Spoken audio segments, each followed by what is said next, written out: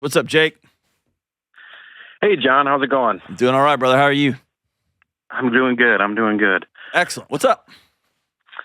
Well, I have been having some trouble emotionally and mentally just dealing with the news of hearing that my girlfriend was assaulted sexually a few years ago. Jeez, man. Dude, that breaks my heart. It breaks mine, too. Yeah. I'm sorry, man. How long y'all been together? Going on 6 months now. Okay. And she's the most amazing girl that I've ever had the pleasure of meeting. How'd you find out? How'd she tell you? Well, say about a month ago, we kind of came up with this thing where like once a month we just talk about how we're doing, if there's anything that we need from the other person. And I guess it was just something that was on her mind. And she ended up telling me. And I took it in person. I took it fairly well. But then once I got by myself and with my own thoughts, I just kind of spiraled. Yeah. Tell me about your spiraling. Well, actually, let me back up. Let me stop that. How did you take it? In the moment, I was kind of more shocked. She has told me before that she had been sexually assaulted, never really went into detail. And I obviously wasn't going to pry her for details if she didn't want to tell me. And then so she ended up telling me. I was just kind of in shock. Just kind of listened and tried to understand the situation and where she was coming from and how it made her feel. And then we kind of just resumed our night, our movie night, and kind of relaxed. And then once she took off, just kind of went downhill. When she left, yeah. Yep.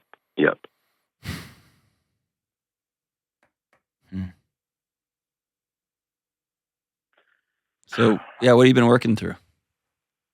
Well, just kind of sometimes when it'll just pop into my mind and I'll just think about, how scared she was after it kind of happened and the scenario, and also anger, of course, at whoever did it, and then also at her friends for not really having her back or looking out for her. Yeah.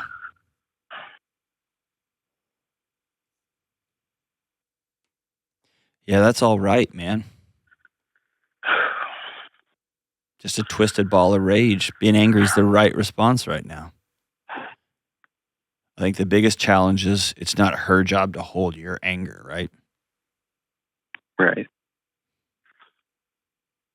So how can I help you, man? I'm sorry, dude. Jeez. I'm sorry for her. I'm heartbroken for her. I'm heartbroken for everybody. I don't really know how to move past it. I know it's always going to be, I'm sure it's something that's going to be that sticks with her for the rest of her life. I don't know about that. I mean, the story, the experience, yeah, that's a part of her life. There's no question about that. But healing is pretty extraordinary.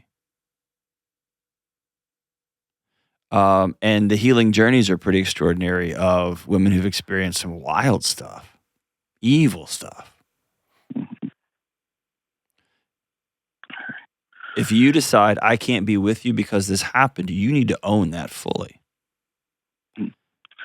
Yeah, I'm not at that point whatsoever. Okay. I want to be, I'd work through anything with her. Okay. And I know it's nothing that she can't change. It was out of her control at the time. And I just want to support her. And I know it's been years ago. And when I've talked to her about it, and kind of how I was feeling a little bit. And she was just like, hey, I'm fine. Like, it was 3 years ago. I'm okay. I'm happy with you and everything like that. So I know she's gotten help and kind of worked through it, but it almost feels it's like it's news to me. So it's almost like it just happened in some way. Yeah. And I don't know. Yeah. And I also I'm kind of struggling since hearing that she was with some friends at the time when it happened. They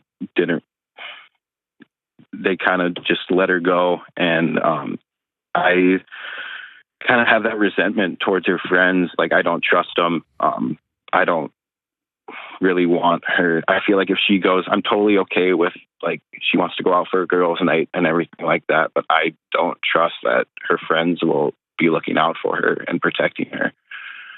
And I don't know how to I feel like I should tell her that, but I don't know. So let me be as direct as I can with this, okay? Yep. She doesn't need you to be her dad. And she doesn't need you to come to the rescue and fight a fight that physically happened 3 years ago. And if you were my close buddy and you came to me, I would tell you to go back to her and hold both of her hands and say, hey, when you told me this terrifying, scary thing, because what she was asking is, can I say this thing and are you going to run? Because what happened to her is so devastating. It's reorienting and it reshapes the way you experience the planet, everybody in it. And so it's a testament to you that she felt safe enough to put it on the table.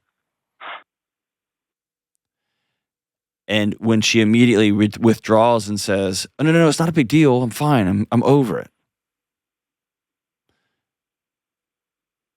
I would experience, like, again, I don't know your relationship, but I hear that as her saying, oh, you can't carry this.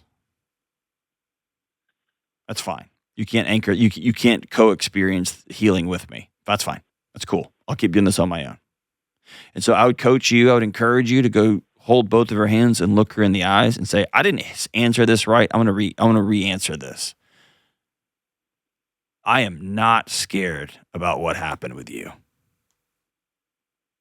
And I want you to put your feet on the ground, whether you're sitting down or standing up when you talk to her. And I want you to imagine roots growing from your feet all the way to the center of the earth. And I want you to look at her and say, I will be with you every single step of the way.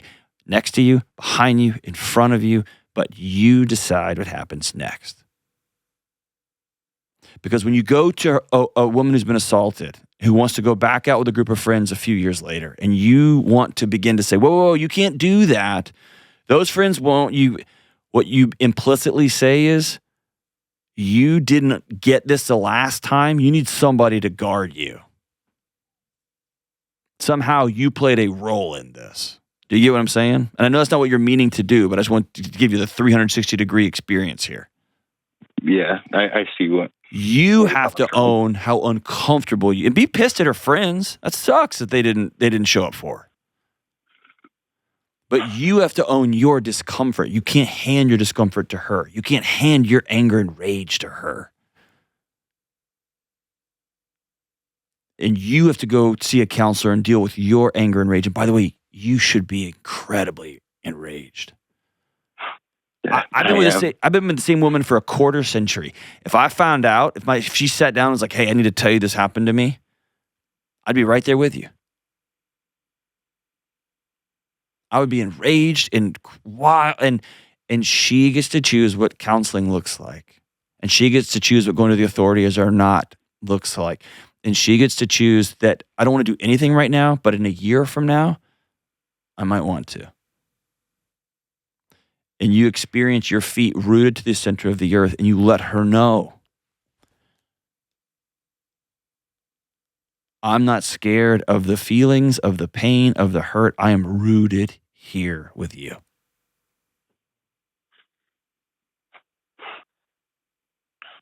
Do you get what I'm saying?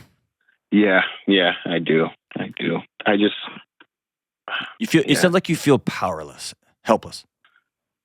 Yeah. And most men don't get to experience that feeling. Actually, they experience it all the time, but they wallpaper over it. I want you to hold it.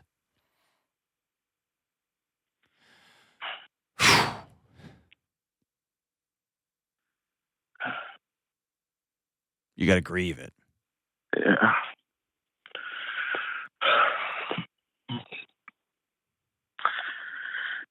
I just want everything. I just want to do everything for her. I want to protect her, take care of her, do everything, and just knowing that it's stupid to think, but like a part of me is like, damn, 3 years ago, like, what if I was there? Like, That's not stupid. Why is that stupid? I don't know, like, because we didn't even know each other existed 3 years Dude, ago. you're a good man. And I think it's fair to hold her hands when you're telling her, hey, I'm not scared of this and I'm rooted here with you. And letting her know, I want to rescue you. I want to protect you. I don't want anyone to ever hurt you again. And you get to choose what happens next when it comes to healing here. And she will then exhale and know, okay, if I need to go to counseling, if I need to hug, if later on down the line we're being intimate, I need to stop. If I need to go away to inpatient for a while, or if I just need to tell a bunch of like crass jokes and be uncomfortable, he's rooted. Mm-hmm. If I need him to protect me from tell me not to go out with these stupid women again. I'll tell you, right? But she gets to decide that. Yeah. She doesn't need a dad. She needs an anchor point.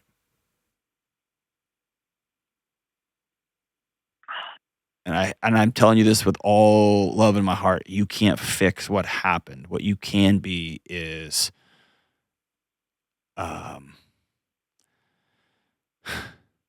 you can be a powerful, strong support as she heals for the next however long.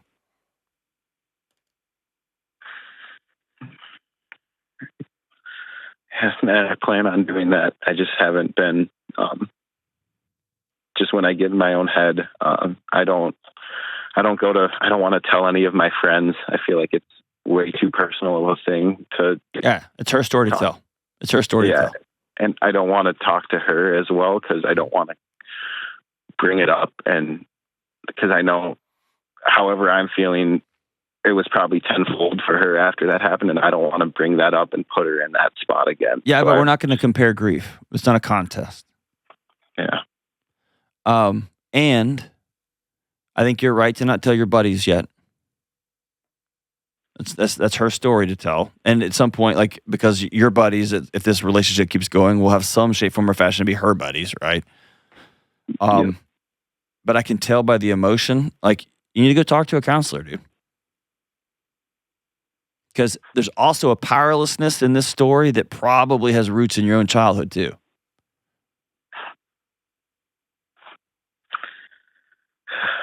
I never really thought about it that way. There's probably been other moments in your life when you were powerless. And the way many of us growing up, especially men, dealt with powerlessness is rage, big chests. I will come for you. It's the fight part of fight or flight. And right now you're fighting ghosts because it was 3 years ago. There's no one to fight. Right.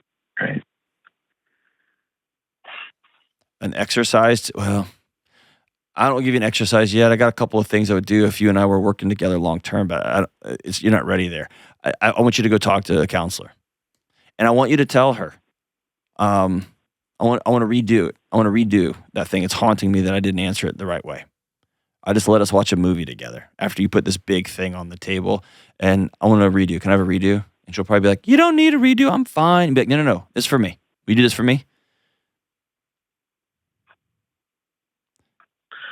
Okay. And I'm not scared, and I'll be next to you, in front of you, behind you, underneath you. You decide what happens next, but I am rooted. And we will be on this adventure together wherever life takes us. And then maybe finish with this sentence. You are safe with me.